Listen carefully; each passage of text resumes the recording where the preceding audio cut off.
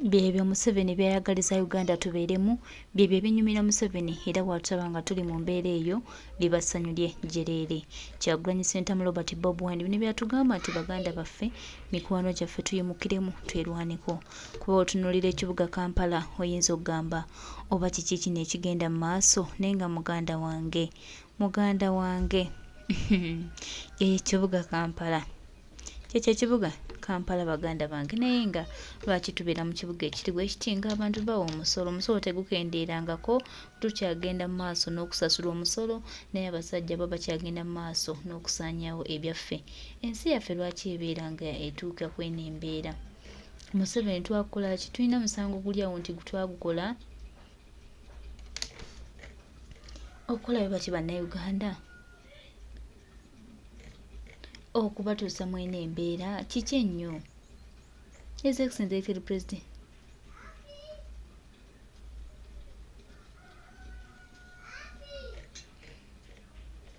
Museveni okutuuka nga bannayuganda tukuusa mwene embeera kiki twamukola?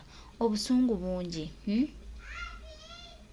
naye nga Mukama Katonda ono ng'atukulembedde one time Museveni agenda kuwuliramu nti bannayuganda ne gavumenti eno akwata ssente empitirivu n'aziwa abayimbi n'aziwa abantu abatategeera nezimulema okutwala ssente zino akole enguudo akole ebyetaagisa ebiwa bannayuganda value era bannayuganda bwe tulina okuba ni kati twawulidde supplementary nga Kenzo ssente zigenda wa Kenzo biliyoni simanya nga 3 zonna zigenze wa Kenzo naye nga otunulira ekibuga kyaffe we kiri munnange kikuyungira amaziga n'ogamba naye bannange Mukama lwadde twakunyiiza ne tukusobya naye tukendeerezeemu kuba watuteeka ku kibonerezo ekyenjawulo. Tubanjibwa trillion 88 as it is according to what I've seen on the internet. But it just so happens wolabira qualities of a failed president obutamanya priorities ensi ezechi of which tulaga nti tubanjibwa China etubanja yatuuka n'okutwala ekisaawe kyaffe. Nogendo labanga one of the priorities of the government of Uganda is giving abayimbi ba federation, musicians, entertainers. Nenga kubizibu byonna bye tusanga government ye Uganda mu bintu byonna ebiri important wano tukaaba amalwaliro agataliimu malagala, tukaaba enguudo embi ezituusa abantu ku accident day in day out. Lwalero twala taxing kate abantu babbire mu mazzi. You prioritizing artists who can literally fetch money on their own, who are having support from the people of Uganda nti asobola ogenda wali nakola ekivulu nafuna at least milioni 10 n'ateekayo ekivulu mu mwaka at least emirundi 5 ne watabanyega. Mugenzo okulabanga one of the priorities emulina okukwatako ebizibu ebisinga mu Uganda era abantu wetusinga onnyigirizibwa kwe kukwata kuba artists baffe ba entertainer. Nga muddamu mugamba Museveni akyasobola okufuga eggwanga. Nga mumala mutugamba muva mutuleetere muhoozi one of Museveni's advisors. Uganda is a total joke. I will always say and continue to say and remind all Ugandans that mufuse ensi yaffe mugifudde total joke. Tuyina ebintu bingi bye musobola oteeka mu ssente nga bigenda ganyulwa Uganda. Faabaali abamu ku nsi ze bamanyi ezimanyiddwa ezimanyi okulima emmere bassekinku. Saawa zino all the industries are dead. You're busy financing abayimbi ngeno we musula Uganda mu mabanja agasingawo nege tuyina gatulemye okusasula. Wabula ssente muziteeka mu bintu by'ekisiru. Museveni kiki otwagaza? What is what? Which is which? We are tired. The audacity of artists coming out nabo ne batugamba ssente ezo tuzeetaaga muzeetaaga kuki? Singa baali babalwanirira nga you can take a stand namwe ne Munnayuganda oyagala kumanya ebifa mu ggwanga lyo n'ebunaayira olina bizinesi oyagala gikuba abantu mu maaso oba okuvoisingira But it just so happens mwemu mukaaga ttaano. Agala okubanga bawa ssente zaffe temuyina kye mutuyamba nga Uganda. Music gwe mukola is total trash. It doesn't even go beyond the borders of Uganda. Music wamwe is total trash. China music industry ya Uganda yesingo kubeera dormant. Temuyina ba artists bonna bali abroad bembisana nabo. Temutuwangulirangako ku medals eziri international. Ono Kenzo okuwangula Big T Award. Bali baana bunene obwana bu ghetto kids be bwaji muwanguza. Si yenga music we. Kati mwe sente ze babawa zachi. You see stupid Ugandans supporting poor drainage system wali yesa abantu kataba bire in a taxi.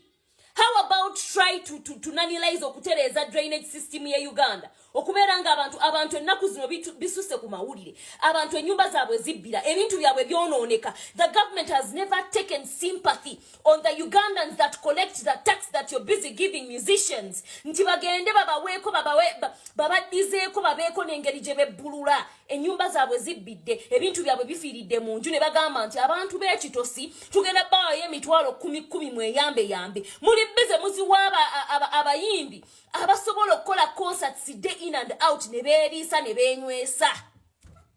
Mutuukiriza saying egamba nti ayina yayongerwako. But is that how you're supposed to okufuga ensi yaffe? Muve ku ntebe.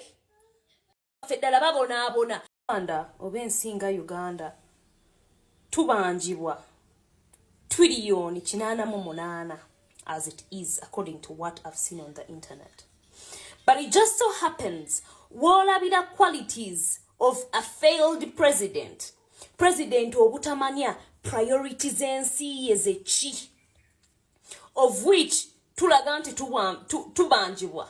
China etubanja yatuuka n'okutwala ekisaawe kyaffe. N'ogenda olabanga one of the priorities of the government of Uganda is giving abayimbi ba federation, musicians, entertainers.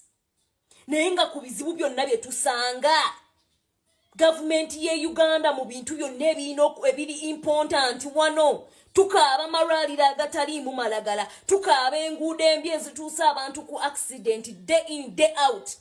Lwaliro twala taxi nga kate abantu babbire mu mazzi.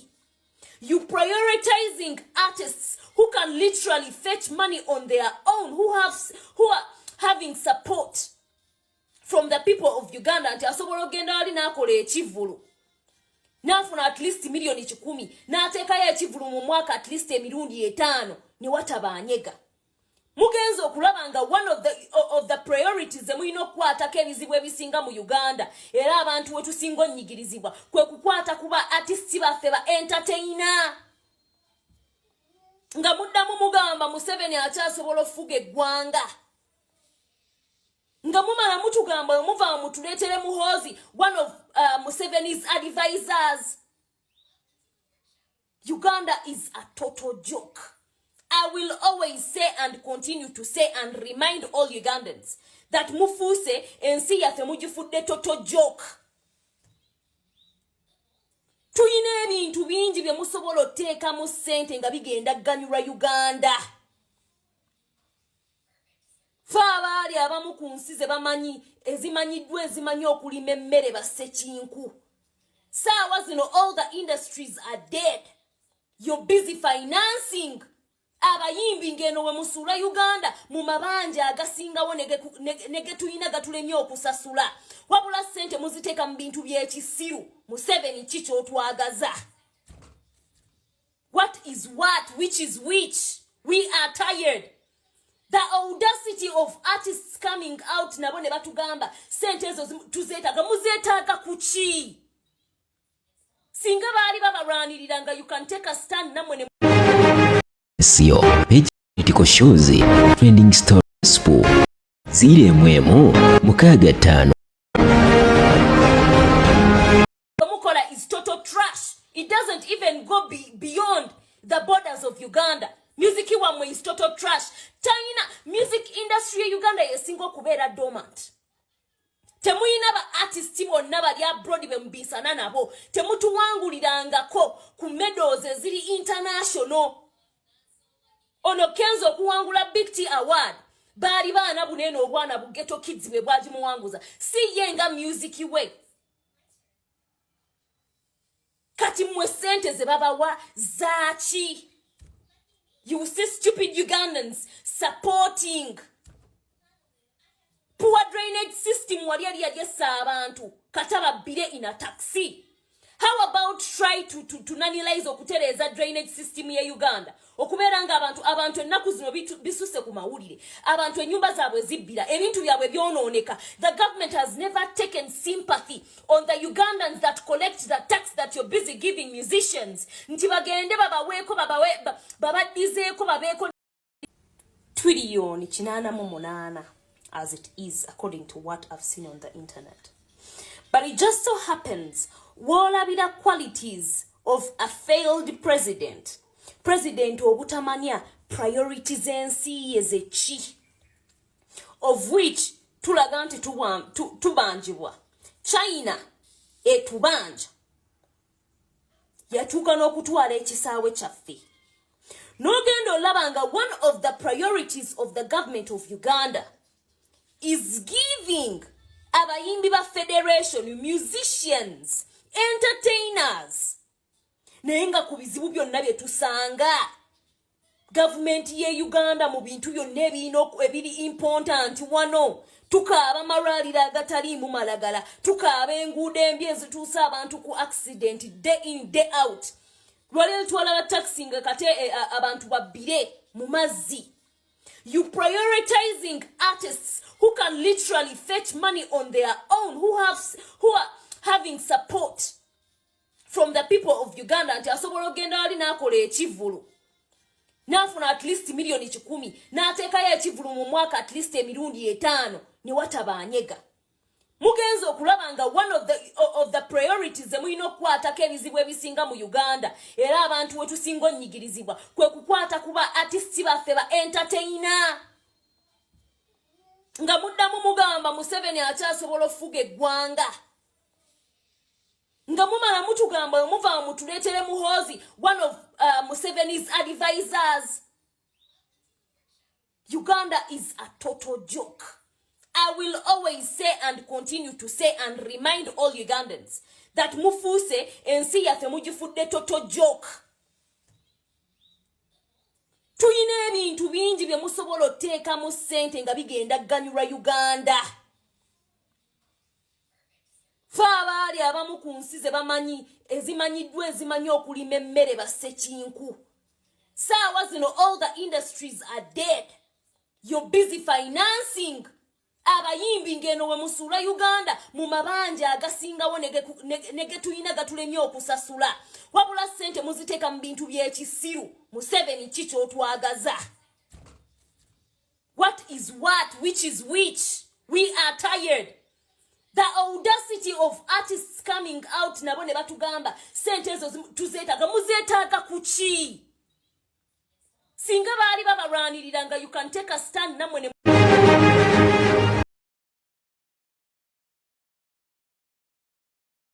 ebyo byetugamba mwami Yoserite Buhabulwa byatayagala kulaba kikakasiddwa nti Yoserite Buhabulwa takyalina kiddako. Bannayuganda ffe abalina okweyiiya okulaba nga tutereeza Uganda yaffe naye yatukulembera takyalina lugendo, talina gyatwala, talina gyatuzza wabula okugjako takyalina kyagamba ggwanga. So baganda baffe, mikwano gyaffe, twongera bajjukiza n'okubategeeza nti Uganda egenda kuba ya njawulo era Uganda egenda kunyumibwa. Kyagulanyi Ssentamu Robert Babwani His Excellency yalina future ya Uganda. Museveni future ya Uganda aziika nziike kubanga talina kiddako, talina gyatwala Uganda mu maaso, buli kimu akisibye, talina kyamagezi kyakyazzaako ku Uganda yaffe eno. So bannayuganda ffe abalina okutunulira ebintu bino netugamba nedda, kaakati yessaawa tuyimuke twerwaneko tutereeze byonna byasobezza, obubbi bwatubbyeko, ebyobugagga byaffe byawambye, kwegamba buli kimu kyakoze mu mbeera ey'okuziika eggwanga lyaffe. Tufube okulaba nga tukikolako, twezuukize, tufune Uganda ennungi.